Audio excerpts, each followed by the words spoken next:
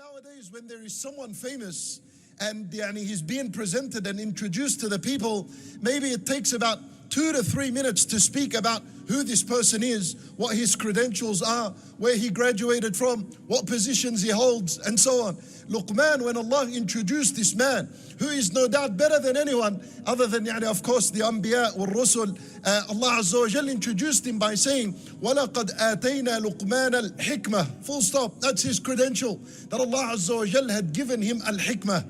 And everything else that's going to be mentioned in his story, it is because of the hikmah that Allah Azza wa Jal gave him. Luqman was no prophet, nor was he a messenger. He was abdan min ibadillahi as-salihin, a righteous man from among the servants of Allah subhanahu wa ta'ala. But what Allah Azza wa Jal gave him is what made him into the person he is, to the point where his story was worth being part of the Quran. What did Allah Azza wa Jal give him? What was his title? Al-hikmah. What is this hikmah? And is this hikmah only limited to prophets and messengers and righteous like Luqman and so on? La. Al-hikmah is for everyone. Allah subhanahu wa ta'ala, He says, يُؤْتِ الْحِكْمَةَ مَنْ يَشَاءُ. That Allah Azza wa Jal gives al-hikmah to whoever He wants and whoever He wills. Yu'ti is a present tense. In other words, Allah continuously and continuously over the time and over the age, He gives whoever He wants al-hikmah. يُؤْتِ الْحِكْمَةَ مَنْ يَشَاءُ. وَمَنْ يُؤْتَ الْحِكْمَةَ. And anyone who was given this wisdom, فَقَدْ أُوتِيَ خَيْرًا كَثِيرًا. He has been given khayr, goodness. That's good enough, but Allah Azza wa Jal adds an adjective to that. And He says that khayr I'll give him, that goodness I give him is kathiran.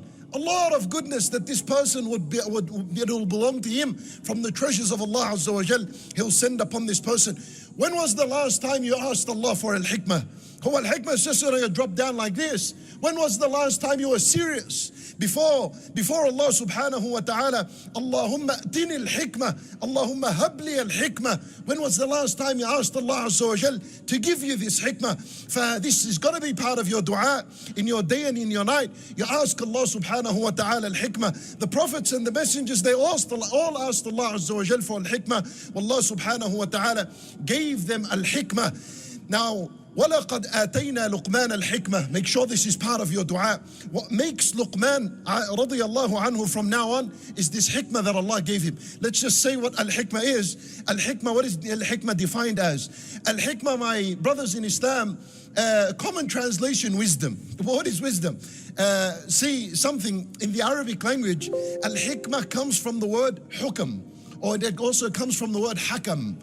Well, hakam are the reins that are installed on a horse. The reins that you carry, and you take the horse left, and you take him right and left, and you stop him and he goes forward. He's controlled by the reins. That in the Arabic language is called al-hakam. And so al-hikmah is to do that which is right and avoid that which is wrong and avoid that which is forbidden and impermissible. Yani you have control of your life. Different to if you're on an unsaddled horse and a horse that doesn't have reins. You will not be able to control it. But a horse with reins, this is what al-hikmah is. For in other words, al-hikmah is to put what is right in its right position and to stay away from that which is incorrect. That is exactly what al-hikmah is. And part of this hikmah that Allah subhanahu wa ta'ala gave Luqman radiyallahu anhu, He says, وَلَقَدْ آتَيْنَا لُقْمَانَ الْحِكْمَةِ أَنِ اشْكُرْ لِلَّهِ. That you thank Allah, that you show gratitude to Allah subhanahu wa ta'ala. If someone knows how to be grateful to Allah, he has been given some of this hikmah. This is what hikmah is, to show gratitude to Allah subhanahu wa ta'ala by verbal dhikr and by physical dhikr, your salat, your siyam, and whatever it is that you do of the good deeds. That is part of the hikmah. Anishkur lillah, وَمَنْ يَشْكُرْ فَإِنَّمَا يَشْكُرُ لِنَفْسِهِ وَمَنْ كَفَرَ فَإِنَّ اللَّهَ غَنِيٌّ حَمِيدٌ. And I don't want to explain the beginning of the ayah. I want to go somewhere inside his wisdom and what he gives his son of advice. Luqman, the story that Allah Azza wa Jal mentions of Luqman is the advice he gives his son. But there is a very important point to make at the very beginning. Before I share with you the ayah that I recited at the beginning of the khutbah. The greatest contribution a father has in the life of his child is that he educates him and he teaches him. And this is why Luqman, as a father, the only thing that is highlighted in this one page of his story is his advice and his instruction and his teaching to his son. So the greatest advice a father, the greatest role and contribution a father has in the life of his child is that he continuously advises him to do that which is good and advises him against that which is wrong. And the greatest contribution of a mother in the child's life has already happened. And that is that she carried him and she gave birth to him and she went through all those pains of labor and then she breastfed him. All of that is the greatest contribution a mother could have in the life of her child. So now when your child is born, everything else of his education and him learning what's right and what's wrong lies and it rests on your hand. And this is very, very apparent in the story of Luqman radiyallahu anhu and in the story of the other prophets as well, that the father would always take the role of educating and advising his children. And so Allah subhanahu wa ta'ala, here he gives us the story of Luqman when he was advising his son. So he sat down one day with him and he said to him, Ya bunay, innaha in taku mithqala habbatin min khardalin. Here's the advice. He sat with his son one day and he said to him, Ya bunay, oh my dear son, oh my beloved son. Bunay is different to the word Ya ibni. Ibni means my son. Ya bunay means my beloved son. Son, I love you. That's what's embedded in the words Ya bunay. In other words, what we're learning is that when a father wants to give advice to his son, you need to make sure that your son knows that you love him. And you need to repeat this over and over again so that he really understands and he's sure of the fact that you love him. I tell you why. Because a child with his mother, a child and a mother relationship is always a soft kind of relationship, compassionate, merciful. The son already knows that the mother loves him and he rushes to her for love and care. But when it comes to the child with his father, there's always this kind of thin barrier in where the son always sees the father upset on the phone, maybe he's screaming at someone. There's this kind of sort of thin barrier between the son and his father. And so therefore it is very important that before you begin advice to your son, that you go out of your way to make sure that the child understands that you love him. So he says to him, Ya bunay. And you know what's very amazing is that he doesn't only say it once. Within this one page, it's mentioned over 3 times. Ya bunay, Ya bunay, Ya bunay. Every time he began an advice with him, he told him that I love you by the words Ya bunay. So this time was no different. He sat with him and he said to him, Ya bunay, my dear son, I love you. Listen up to this very important word of advice I'm going to give you. He said to him, إنها إن تك مثقال حبة من خردل فتكن في صخرة أو في السماوات أو في الأرض يأتي بها الله. Al-Mufassirun rahimahumullah, they say that the son of Luqman, he came to his father and he said to him, Oh father, I committed a sin where no one sees me. Did Allah see me? It's an easy question, but the response cannot be that simple. So Luqman, part of the wisdom that Allah gave him is what he's going to explain to him now. Listen to the wisdom. He wants to tell his son that Allah Azza wa Jal is watchful over all things, but he doesn't do it in simple words. He gives him the best example that one could ever give, and I'll tell you why it's the best example. But let me give you the example. He gives him an example, and with that example, he's trying to teach him this is how Allah Azza wa Jal is watchful over everything you do. So he says to him this. He said to him, my son, imagine if it were to be the seed of a mustard. Imagine a seed the size of a mustard. إِنَّا أَن تَكُ مِثْقَالَ حَبَّةٍ مِّنْ خَرْدَلٍ. Khardal is the mustard seed. Very tiny spherical shape. It's a very tiny seed. He said to him, imagine there was a mustard seed. And that mustard seed, it was buried فِي صَخْرَةٍ. It was buried deep inside a huge boulder. A sakhra in the Arabic language is a huge boulder. Wal-hajra is a sort of a smaller sized rock. But a sakhra is like a boulder the size of this hall, the size of this masjid. That's a sakhra.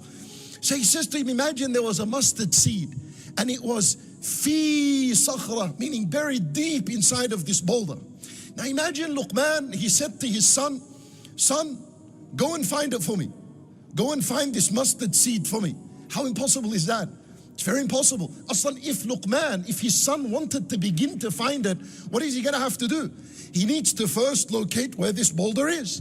Because there are millions of boulders on earth, discovered and undiscovered.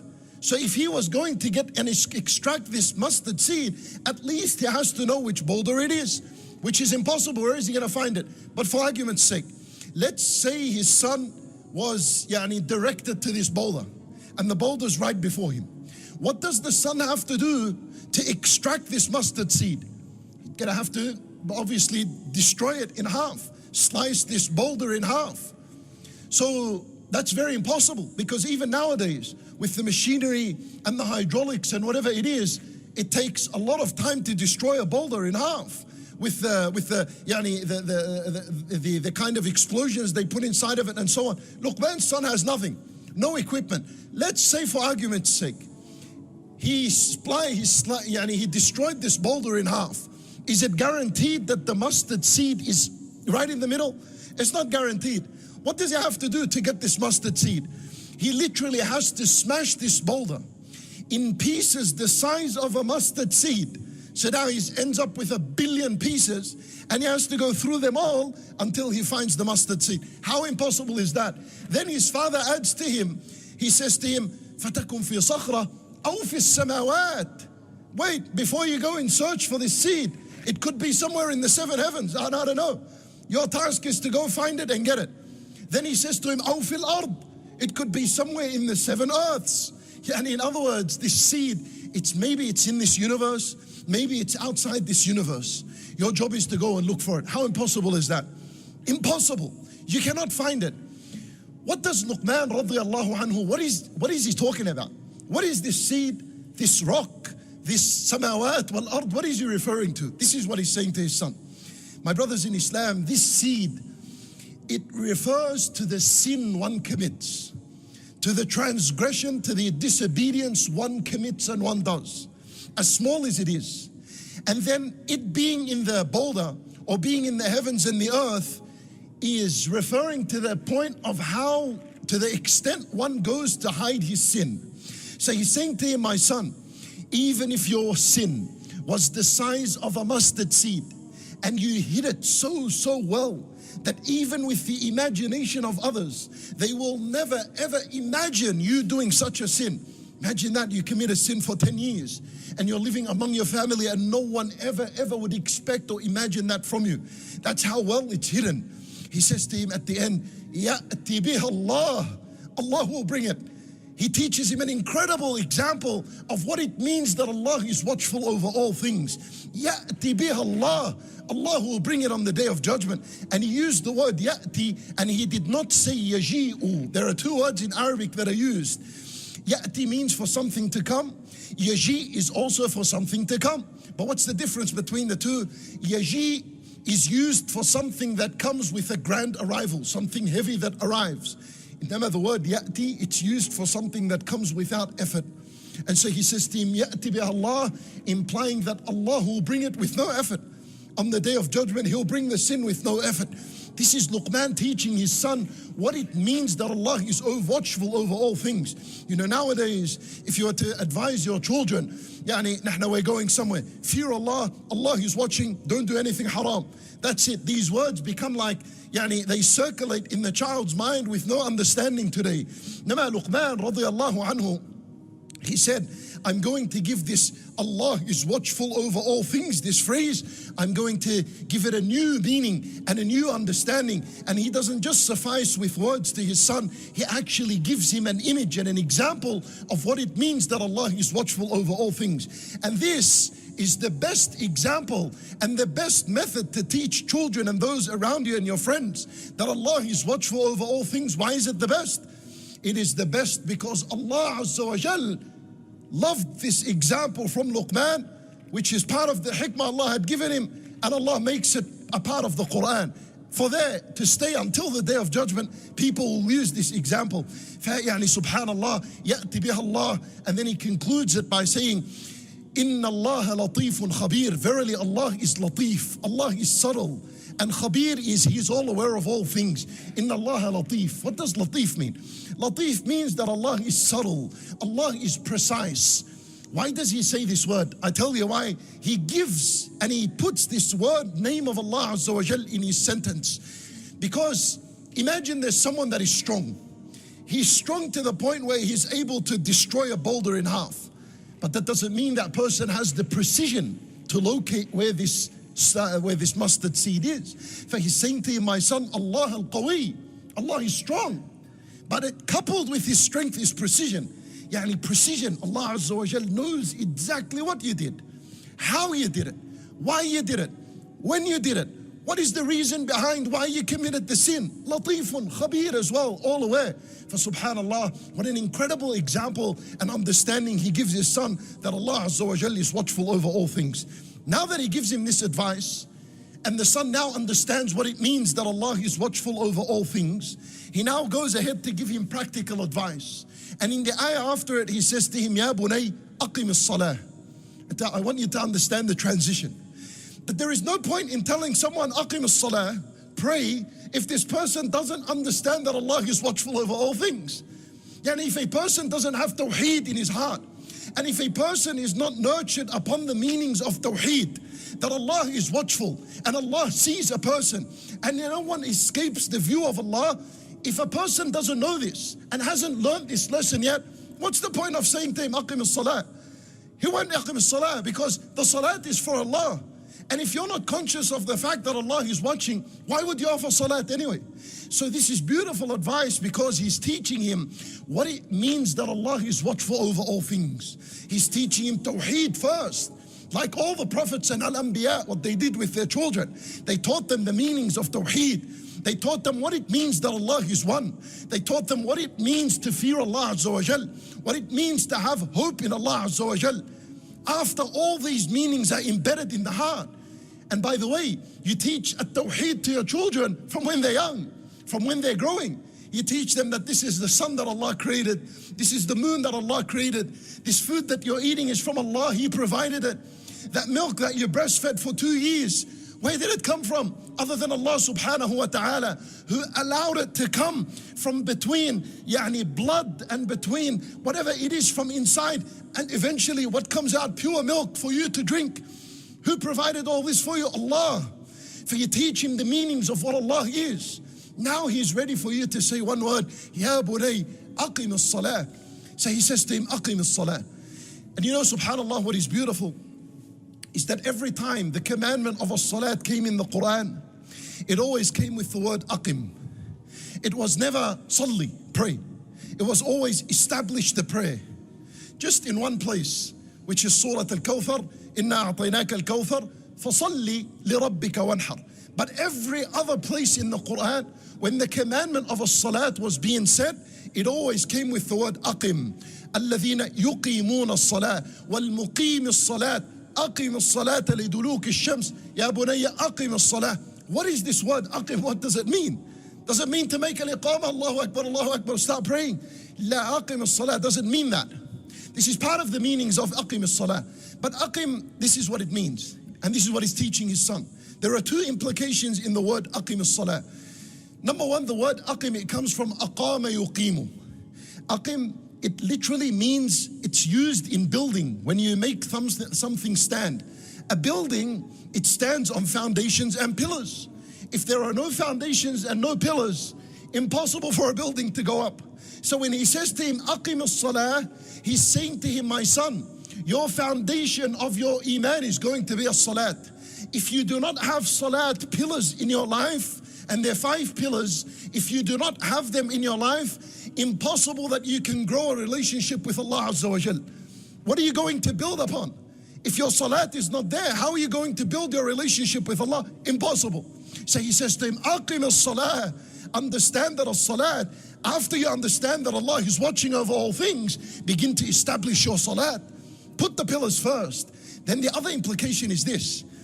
You know, in a building, everything can change. You can change whatever you want, except one thing, and that's the pillars. Yeah, in other words, the mimbar is here. If I wanted to move the mimbar, I can pick it up and move it all the way to the back. Simple. And the microphone's here, I can pick it up and move it there. Projector is there, we can unscrew it and move it to the back. But there's one thing you can never move in a building, and that is the pillars itself. You try to move a pillar, you see what happens. The whole thing will come crushing and crumbling down. You know what he's teaching him when he says, aqim as-salah? He's saying to him, my son, your day and your night is made up of appointments. And everything in your day and your night can move around. Your doctor's appointment, you can delay it. Your gym time, you can delay it. Your lunch time, you can delay it. Your sleep time, you can delay. And your appointments in the day, you can move them however you want. But there is one appointment you cannot move. Well, that is the times of salat. And that's why it's wrong when someone goes to work and then he says, Wallah, Dhuhr, Asr, Maghrib, Isha, I'll pray it at night because I'm at work and I cannot pray them here on time. Khalat, that's wrong. If you did that, you did not establish the words of Allah. Aqim as-salah. Aqim as-salah means you do not move the salawat from their times. This is the only one appointment you have in your life that you cannot afford to move it. Even if you are sick, you pray it as you are. Even if you're a traveler, there is a special salat for you. Even if you're in fee, there is a special salat, salatul khawf. It does not drop in any kind of circumstance. You need to understand these are the meanings of aqim as-salah. He's telling his son, aqim as-salah. Well, subhanallah, this is the advice of the prophets for their sons as well. And if you looked at the case of Ibrahim alayhi salam, what an incredible prophet he was. Ibrahim alayhi salam, he receives a commandment and an order from Allah to leave his children in the desert and to go off to Palestine. Where are they? They're in Mecca. There is no living being there. There's no animals there. There's no vegetation there. It's a hot, dry desert. And he's leaving his wife and his son, the baby Ismail, in this kind of environment. Or he's leaving him in certain death. That's how it looks like. As he walks out of Mecca, going towards Palestine, he makes a dua. And he says, Rabbi, إني أسكنت من ذريتي بواد غير ذي زرع عند بيتك المحرم. He says, oh Allah, I have left my family, ذريتي, my generation. I have left them. Where? بواد, in a valley. غير ذي زرع, in a place, in a valley where there is absolute no vegetation. So what's the first dua he makes? He says, ربنا ليقيموا الصلاة. Oh Allah, allow them to be from those who establish a salat. Then after that he says, وَرْزُقْهُمْ مِنَ الثَّمَرَاتِ. Provide for them some provision so they can eat and drink. That wasn't his first dua for his family. He didn't then say, oh Allah, provide for them. Oh Allah, feed them. Oh Allah, rescue them and save them from starvation and thirst. That wasn't the first dua. The first one, رَبَّنَا لِيُقِيمُوا الصَّلَاةِ. Oh Allah, allow them to establish this salat. And allow the meanings of salat to penetrate deep in their heart. Because if that's the case, a rizq is going to come. Provision will come. Al-fath will come from Allah subhanahu wa ta'ala. You don't have to worry about that. When Nabi sallallahu alayhi wa sallam himself was no different. When Allah Azza wa Jal commanded to him, he said to him, وَأْمُرْ أَهْلَكَ بِالصَّلَاةِ وَاصْطَبِرْ عَلَيْهَا. He says to him, and enjoin, encourage, advise your family, bis-salat, wastabir alayha, and be patient concerning your advice and commandment to them of a salat. La nas'aluka rizqa, nahnu narzuquk. We do not ask you for any provision. You don't have to provide for anyone. Nahnu narzuquk. Allah will give our rizq. In other words, as-salat is one of the main reasons for why one earns his rizq. How does it make sense now when one goes to work? Or some of us are not here for salat al-jum'ah. Why? Because we're at work. Allah Azza wa Jalla is saying to you, as-salat is the reason for your source of provision. And until you've turned the meanings upside down for those that don't attend their salat al-jum'ah and those that try to bunch up all the salawat at the end of the day, you made it like your rizq was your work and as-salat had nothing to do with that. For subhanallah, we need to be very conscious of these meanings. Ya bunayya aqim as-salah, he says to him. Then he says to him, wa'mur bil ma'roof, and enjoin the good. Wanha anil munkar, and forbid the evil. Why does he say this to him? Our brothers in Islam, because a natural consequence, a natural result of a salat is that you'll be from among those who enjoin the good and forbid the evil. That's a natural consequence of a salat. So he said to him, if you know and you learn and you're conscious that Allah is watchful over all things, that will draw you to iqamatul salah. You will establish a salat. If you establish salat correct, there is a sign that it's accepted and being established correct. What is that sign? وَأْمُرْ بِالْمَعْرُوفِ وَانْهَى عَنِ الْمُنْكَرِ. You'll begin to speak the good and you'll begin to forbid against the evil. يعني an example of this. You finish your Salat al-Jum'ah. You go back to work and you find someone backbiting some other Muslim brother. And you say to him, يا أخي اتق الله. This is haram. We cannot backbite someone when he's not among us. So he says to you, brother, you've changed. You weren't like that before. You used to backbite with us. What happened to you? Your answer is simple, one word. And because I pray. Because I pray. And the prayer itself, it pushes me to this state that I'm in, and that is that I have to stand for that which is wrong against it, and I have to speak for that which is right. وَأْمُرْ بِالْمَعْرُوفِ وَانْهَى عَنِ الْمُنْكَرِ. يعني وَأْمُرْ بِالْمَعْرُوفِ وَانْهَى عَنِ الْمُنْكَرِ is basically establish justice in your life. And then he says to him, one more advice which we conclude the khutbah with, but you need to understand how this advice comes about. You've prayed, and your salat has allowed you to enjoin the good and forbid the evil. But you know, when you do that, when you stand for justice, when you speak words of truth and words of justice, naturally people don't like it. And you see in the media, you see in the newspapers, anyone who tried to speak justice, what happened to them? They were either executed or killed or imprisoned or exiled from their land. And the stories keep on going up until now. Anyone who speaks justice is naturally hated by the people, except a few that love the words of justice. Even in the family itself, if a child was to say to his father, oh my father, what you're doing is wrong, and this TV that you've brought at home, it's corrupting my little brothers and sisters, get rid of it. He'll say to him, none of your business. Go and look for what's your business. Well, and naturally people don't like justice. They don't like what's truth of words, the truth of words. So what does he advise him after that? He says to him, وَأْمُرْ بِالْمَعْرُوفِ وَانْهَى عَنِ الْمُنْكَرِ. And if you did that, you're going to cop a lot of abuse and insult, maybe physical insult as well, and harm from the people. So he says to him, وَاصْبِرْ عَلَى مَا أَصَابَكَ. Subhanallah. He says to him, وَاصْبِرْ. Remain patient over anything that beflicts you. مَا أَصَابَكَ, يعني as big as the insult is, as small as the insult is, remain patient in its face. Subhanallah, this is the life of a Muslim. Well, this was the life of Rasulullah sallallahu alayhi wa sallam. It's a cycle. Look at this cycle. Aqim as-salah, you pray. Then you go out and you begin to establish justice. You're going to face abuse. What do you need? Wasbir, be patient. So then there's another salat that'll come. You'll pray that second salat and you'll go out as well, establishing justice. You'll receive abuse, you'll remain patient, another salat will come. And this is the cycle, this is the life of a believer, these three things. This is why the ayah, it concludes by saying, إِنَّ ذَلِكَ مِنْ عَزْمِ الْأُمُورِ. That indeed is the most noble, the greatest of deeds that one could do. We ask Allah subhanahu wa ta'ala to allow us to benefit from that which we heard.